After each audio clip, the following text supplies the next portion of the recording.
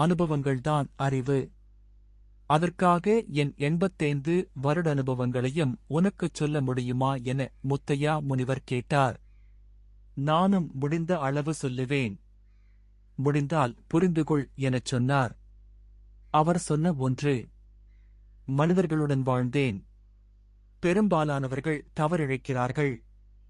ஒவ்வொரு மனிதனும் தானாக உணர்ந்து தான் நன்மை பெறுவதற்காக மற்றவர் மனம் நோகவோ வேதனைப்படவோ நட்டமடையவோ கூடாது என்ற நல் எண்ணத்துடன் தன் நலனுக்காக செயல்படலாம். முத்தையா சுவாமிகள் கூறினார். போதனையாளர்களின் கருத்துக்களையும் தன் அனுபவ அறிவையும் கொண்டு நல்ல தீர்மானங்களை எடுத்து தாமாக திருத்திக் கொள்ளாத வரை உலகில் குற்றங்கள் அதிகரித்துக் கொண்டே வரும். ஆனால் அவரவர் செய்வினை அவரவரை பாதிக்கும். அதனை தடுக்க முடியாது. எல்லோரும் குற்றம் செய்கிறவர்களாக இருக்கும்போது குற்றத்தை தடுப்பது யார்? எல்லோரும் சேர்ந்து அவர்களை அழைத்துக் கொள்ளுவார்கள். நான் சொல்லுவதை யார் சொன்னால் என்ன? எப்படிச் சொன்னால் என்ன? நகைச்சுவையாகச் சொன்னால் என்ன? மக்களால் புரிந்து கொள்ளப்பட்டு அவர்களே தாங்களாக திருத்திக் கொள்ளாத போது தாங்களே அழித்துக் கொள்ளுவதை தடுக்க முடியாது என சொல்லுவார். மக்கள் தாமாகவே அவர்கள் அனுபவிக்க வேண்டியதை நல்லதாக தெரிவு செய்து கொள்ள வேண்டும். ஒரு சமூகத்தின் கடவுளை அவமானம் செய்கிறோம் என்பதையே பொருட்படுத்தாது.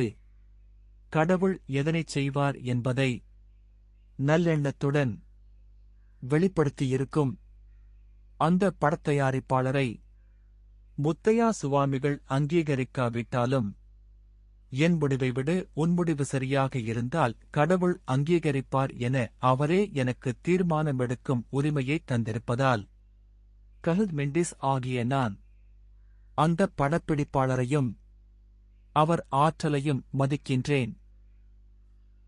அத்தோடு தனித்தனியாக ஒவ்வொரு தனி மனிதனும் அறம் மீறாமல் செயல்பட வேண்டுமென எண்ணுகின்ற நல்மனிதரின் அவதானிப்புகளையும் தவறிழைத்துக் கொண்டிருப்பவர்களையும் அதுபோல் இனிமேல் அத்தவறு செய்யாமல் தடுப்பதற்கு நடவடிக்கை எடுக்கின்றவர்களையும் மதித்தே ஆக வேண்டும்.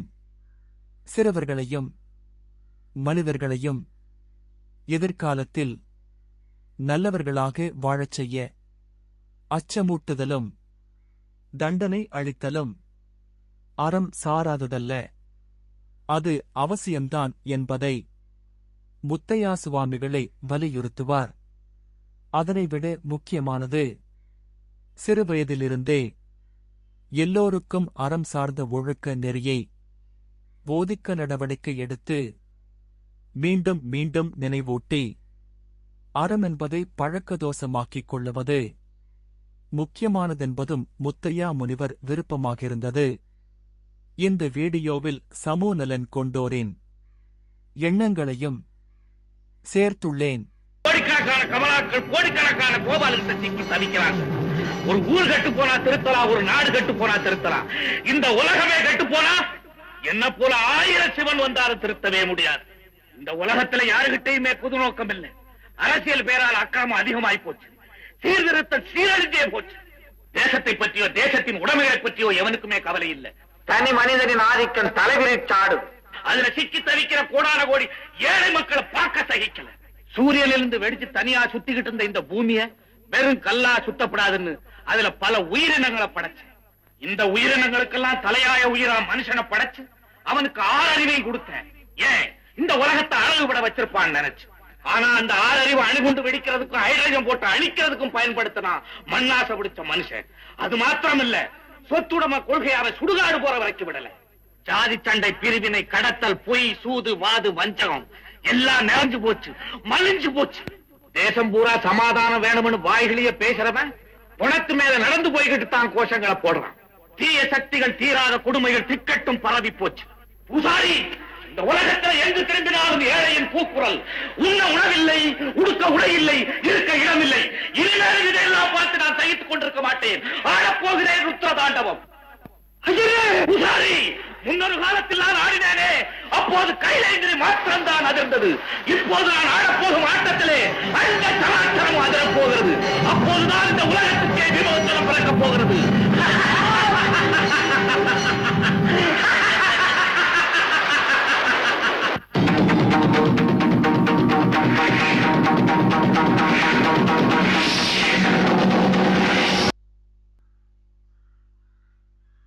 நாட்டின் 25 நிர்வாக மாவட்டங்களுள் ஒவ்வொரு மாவட்டத்திலும் 10 பேர் ஜனாதிபதியின் நேரடி கண்காணிப்பின் கீழ் நியமனம்.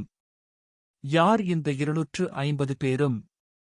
கட்டுப்பாட்டு விலையை கடந்து பொருட்களை விற்கும் கடைக்காரர்கள், அரச பேருந்தில் பயணச்சீட்டு வழங்காமல் பணம் வாங்கும் நடத்துனர்கள், போக்குவரத்து விதிகளை கடைப்பிடிக்காமல் கண்மூடித்தனமாக வாகனம் ஓட்டும் சாரதிகள், அரச அலுவலகங்களில் கடமையை செய்யாமல் மக்களை அலைக்கழிக்கும் அரசாங்க உத்தியோகத்தர்கள் மற்றும் அரச அதிகாரிகள், சட்டத்திற்கும் சிஸ்டத்திற்கும் புறம்பாக அடிமட்டு உத்தியோகத்தர்களை பழிவாங்கும் மேலதிகாரிகள், அரச அலுவலகங்களில் கூடிய 30 நிமிடத்திற்கு மேலாக சேவையை வழங்காமல் தேவையற்ற இழுத்தடிப்பு செய்யும் அரச சேவையாளர்கள், அலுவலகம் ஒன்றிலிருந்து அல்லது பொதுமகனிடமிருந்து கிடைக்கப்பெறும் கடிதங்களுக்கு கூடிய 14 நாட்களுக்குள் பதிலளிக்காத உத்தியோகத்தர்கள், சேவை பெறுநர்களை ஒருமையில் மரியாதை குறைவாக நடத்தும் அதிகாரிகள், நோயாளிகளை கடிந்து பேசும் தாதியர்கள் மற்றும் வைத்தியர்கள், கடமை நேரத்தில் தனியார் வைத்தியசாலையில் பிழைப்பு நடத்தும் வைத்தியர்கள், பாடசாலை நேரத்தில் தனியார் நிறுவனங்களில் வகுப்பெடுக்கும் பாடசாலை ஆசிரியர்கள், வெற்றிலை பாக்கு தரித்து அரசு பேருந்தில் பயணிப்போர் மற்றும் பொது இடத்தில் வெற்றிலையை உமிழ்வோர், மதுபோதையில் பொது இடத்தில் நின்று குழப்பம் விளைவிப்போர் மற்றும் தூஷண வார்த்தைகள் பேசுவோர், போக்குவரத்து விதிமீறலுக்காக இலஞ்சம் வாங்கும் போலீசார், போக்குவரத்து விதியை மீறும் போலீசார் என 100 ஏற்பாடுகள் என இத்தகையோரை தகுந்த ஆதாரங்களுடன் ஜனாதிபதிக்கு தெரியப்படுத்த வேண்டும். தெரியப்படுத்தி 48 மணி நேரத்தில் கைது செய்யப்பட்டு நீதிமன்றத்தில் முன்னிலைப்படுத்தப்படுவர். இதற்காக வேலையிழப்பு, நஷ்ட ஈடு, சிறை தண்டனை போன்றவற்றை அனுபவிக்க நேரிடும். இந்த 250 பேரும் யாரென்று அவர்களைத் தவிர வேறு யாருக்கும் தெரியாது. அவர்களுக்குள் கூட ஒருவரை ஒருவர் தெரியாது. இவர்கள் தங்களை அடையாளப்படுத்திக் கொள்ளவே மாட்டார்கள்.